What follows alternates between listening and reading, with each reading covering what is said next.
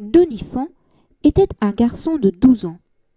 Depuis sa naissance, Eulaliel, qui fut le premier à se pencher sur son berceau, pouvait en témoigner, il arrachait à ceux qui le regardaient de grands oh et autant de ah, tant il était beau. Une beauté d'ange.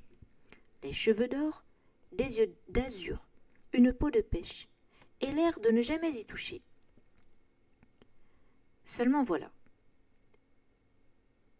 Doniphan y touchait et beaucoup. On ne pouvait même pas l'accuser de vol, car il obtenait tout ce qu'il voulait simplement en plongeant son regard dans celui du propriétaire de l'objet qu'il convoitait.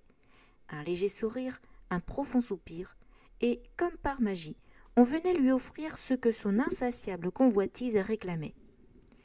Doniphan avait très tôt pris conscience de ce don, et, d'emblée, il l'avait exercé sur son entourage. Coquet-tu à eux, son frère et sa sœur, il l'obtenait. Que l'un ou l'autre, revenu du charme, réclame son dû, qui son train, qui son ballon, qui son paquet de bonbons ou ses bandes dessinées, il se voyait débouté dans sa demande par leur mère.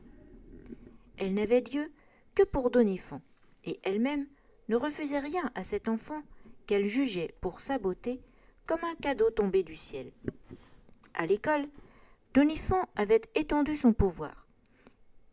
Il se faisait faire ses devoirs, donner les goûters, remplir sa trousse de crayons et des stylos des autres, et son cartable de leurs livres et de leurs trésors personnels. Jusqu'à peu, songea Eulaliel en atterrissant discrètement sur le trottoir après un léger vol plané, Doniphan consentait à faire un effort pour son père et sa mère, ainsi que pour ses professeurs. Les premiers, par amour véritable, les seconds, par intérêt.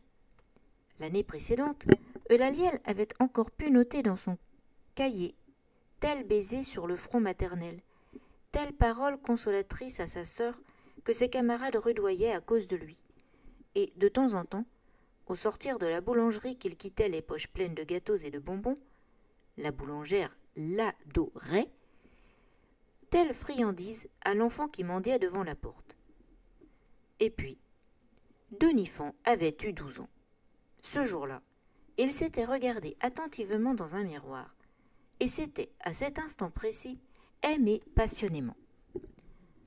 À monsieur le curé qui lui avait recommandé le dimanche suivant d'aimer son prochain, il avait répondu qu'il n'aimerait plus que lui-même, certain de n'être pour le coup jamais déçu, et de se rester toujours fidèle. Il lui dit adieu. Il n'adressa plus la parole à ses frères et sœurs qu'il jugea trop laids, railla les défauts de ceux qu'il rencontrait, et d'ailleurs, il ne rencontra plus personne qui trouve grâce à ses yeux. Plus de friandises au petit mendiant qu'il jugea indigne de ses attentions. Plus d'effusions tendres avec sa mère ou son père. Il déserta l'église et, le soir, la pratique de la prière. D'ailleurs, pour qui aurait-il prié?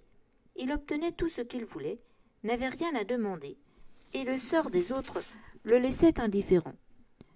On le voyait désormais déambuler sur le chemin du collège, guettant avidement son reflet dans les vitrines, et son reflet lui suffisait parce qu'il le remplissait d'aise. Guettant ainsi les affiches publicitaires où il posait, vantant ici un yaourt, là un vélo, là encore une barre chocolatée. Sa mère n'avait pas résisté aux sirènes des agences de mannequins.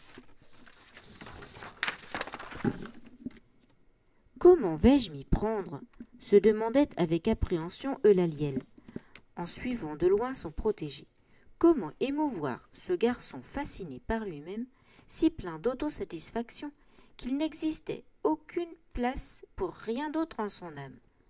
L'ange gardien sentit les larmes lui monter aux yeux à l'idée que Doniphan serait exclu des donateurs des bontés et des prières qui chaque année servaient de fortifiant à l'enfant Jésus.